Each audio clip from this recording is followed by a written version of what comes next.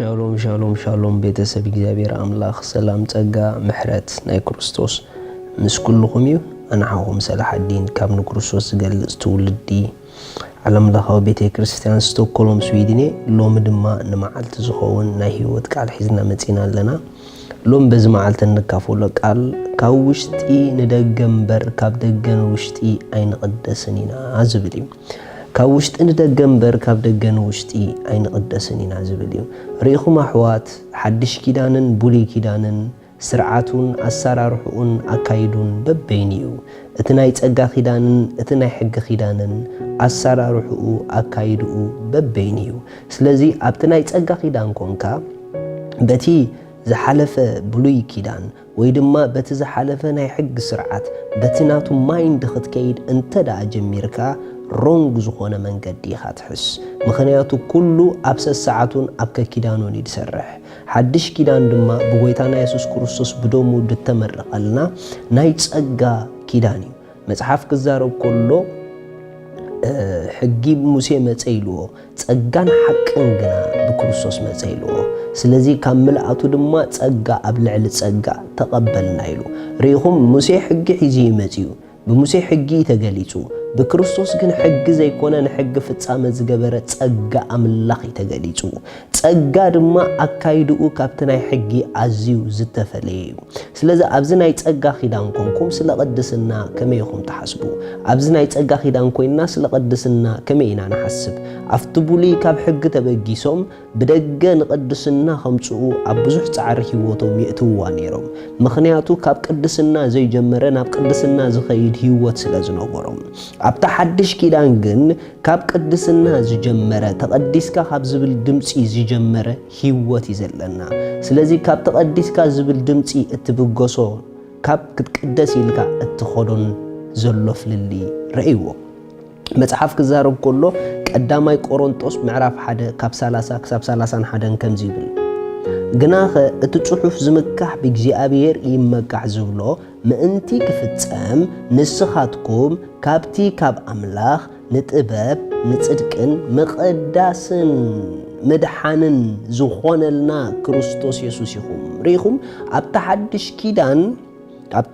ኪዳን ንጽድቅ ዝኾነልና ንጥበብ ዝኾነልና ንመድሓን ዝኾነልና ንመቐዳስ ዝኾነልና ክርስቶስ እዩ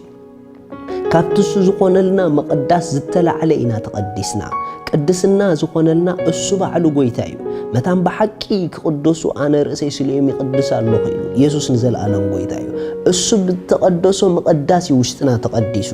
እታ ኣብኡ ዘላ ናይ ቅድስና ህይወት ንዓኣ ኢና ተኻፊልናያ ክርስቶስ ኣብ ውሽጥና እዩ ዘሎ ስለዚ እቲ ትክክለኛ ናይ ቅድስና ህይወት ኣብ ደገ ዘይኮነ ኣብ ውሽጥና እዩ ዘሎ ስለዚ ደጌና ካብ ውሽጥና ኢላ ቅድስና ድካፈል እምበር ውሽጥና ካብ ደጌና ቅድስና ኣይካፈልን እዩ ልክዕ ከም ዘርኢ ከይዘራእካ ፍረ ከተምጽእ ምጽዓር ክኾነና እዩ እንተ ደኣ ዘርኢ ተዘርኢ ግን እቲ ፍረ ካብ ውሽጢ ንደገ ክወፅእ ኢኻ ደኣ ትጽበ እምበር ብደገ ፍረ ክመጽእ ኣይትጽበን ኢኻ ስለዚ ቅድስና ድማ ናይቲ ዳግም ዝተወለድናሉ ህይወት ናቱ ናይቲ ማንነት እቲ ባህሪ ናይቲ ማንነት እቲ ላይፍ እዩ ምኽንያቱ ውሽጥና ብክርስቶስ ቅዱሳት ኢና ርኢኹም ስለዚ ትክክለኛ ናይ ቅድስና ጎደና ከመይ ተዳኢልኩምኒ ቅዱስ ምዃንካ ብምሕሳብ ብክርስቶስ ዘለካ ቅድስና ብምእማን ነዚ ቅድስና እዚ ንነፍስኻ ንስጋኻ ከም ዝገዝእ ምግባር ትክክለኛ መንገዲ ብዙሓት ግን ንጋገዮ ሓቀኛ ቅድስና ውሽጥና ሒዝና ቅድስና ከነምጽእ ብደገ ምጽዓርና እዩ እዚ ኣብቲ ናይ ሕጊ ዝነበረ ኣካይዳ እዩ ኢየሱስ ንዘለኣለም ጎይታ እዩ መጽሓፍ ቅዱስ ክዛረብ ከሎ ቀዳማይ ተሰሎንቄ ከምዚ ኢሉና ኣሎ ቀዳማይ ተሰሎንቄ ምዕራፍ 5 ካብ ጥቕሲ 23 ኣምላኽ ሰላም ባዕሉ ዛ ባዕሉ ትብል ቃል ሓዝዋ ኣምላኽ ሰላም ባዕሉ ከዓ ንኹልንትናኹም ይቐድሶ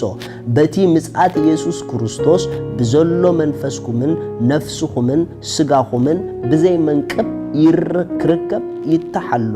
እቲ ዝጸውዐኩም እትዝጽውዐኩም ዘሎ እሙንዩ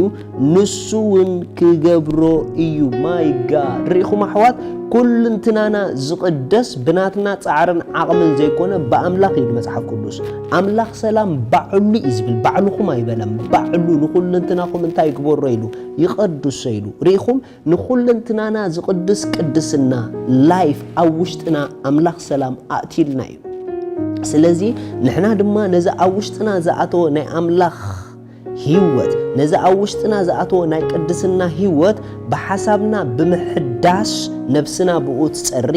ነብስና ብኡ ምጸረየ ድማ ስጋና ኣካላትና ደጌና ድማ ንኣምላኽ ዝበቅዕ ኣካይዳ ክኸይድ ይጅምር ብኻልእ ኣዘራርባ ነቲ ኣምላኽ ዝሃበና ቅድስና ብናቱ ኣእምሮ ብናቱ ሓሳብ ንነብስና ብምሕዳስ ሓሳብና ክንልውጣ ምጀመርና ነብስና ክትልወጥ ትጅምር ነብስና ምስ ተለወጠት ኣነ ቅዱስ ኢልኩም ክትሓስቡ ምጀመርኩም ቅድስና ኣምላኽ ኣብ ውሽጢ ያለ ኢልኩም ክትሓስቡ ምጀመርኩም ናይ ቅድስና ኮንሽስነስ ናይ ቅድስና ኣተሓሳስባ ንነብስና ክገዝኣ መጀመረ ስጋና ድማ ጉዙእ ነብስና ስለ ዝኾነ ንኣምላኽ ባህ ዘብል ክኸውን ይጅምር ብምሕዳስ ሓሳብኩም ተለወጡ እምበር ነዚ ዓለም እዚኣ ኣይትምሰልዋ እዩ ዝብል መጽሓፍ ቅዱስ ንምንታይ መታ ንስጋና ቅዱስን ባህ ዘብልን መስዋዕቲ ጌርና ንኣምላኽ ከነቕርቦ ሪኢኹም ኣሕዋት ስለዚ ኩሉም ብኩሉን በታ ብክርስቶስ ዝኣተወትና ህይወት በኣይዳ ዝኾነልና እምበር ምንም ብደገ ነምጽኦ ነገር ሕጂ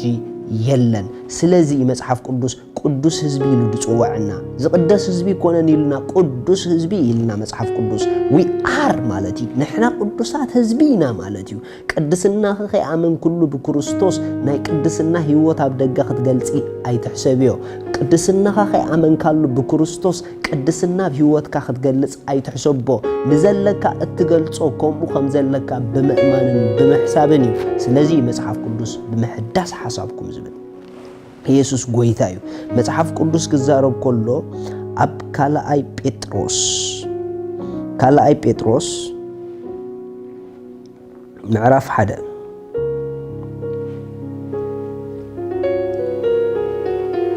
ጥቕሲ 3 ከምዚ ይብል እቲ ብፍልጠት ክብሩ ደግነቱ ዝጸውዐና ኣምላኻዊ ሓይሉ ንህይወት ንፍርሓት እግዚአብሔር ዝኸውን ኩሉ ካብ ዝህበና ሪኢኹም ንህይወት ዝኸውን ንፍርሓት እግዚአብሔር ዝኸውን ኩሉ እንታይ ገይሩና እዩ ንክርስቶስ ዘምስል ኩሉ ኣምላኽ ሂቡና እዩ ስለዚ ነቲ ዝሃበና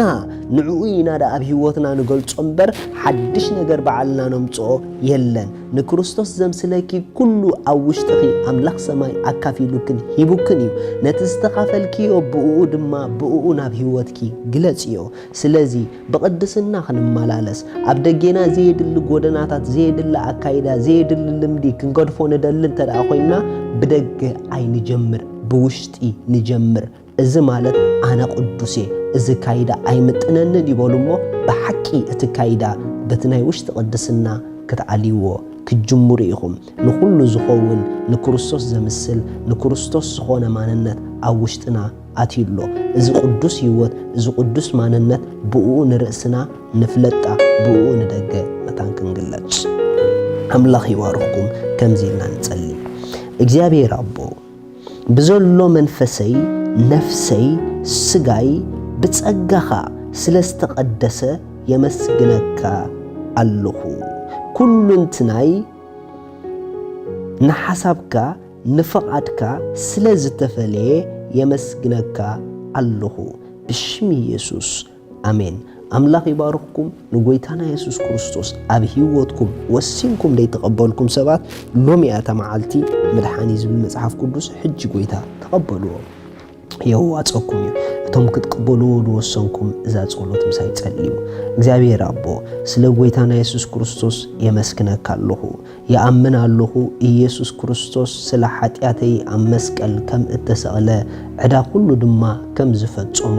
ከም ዝሞተ ብሳልሰይቲ መዓልቲ ኣምላኽ ካብ ሞታት ከም ዘተንስኦ የአምን ኣለኹ ካብዛ ሰዓት ብኢየሱስ ክርስቶስ ብምእማነይ ሓድሽ ፍጥረት ኮይነ ኣለኹ አሜን እዚኣ ዝወሰንኩም እንቋ ሓጎሰኩም በዝብ ታሕቲ ዘሎ ከም ዝወሰንኩም ንገሩና ዘድልየኩም ሓገዝ ክንሰደልኩም ኢና ኣብ ጸሎት ድማ ክንሓስበኩም ኢና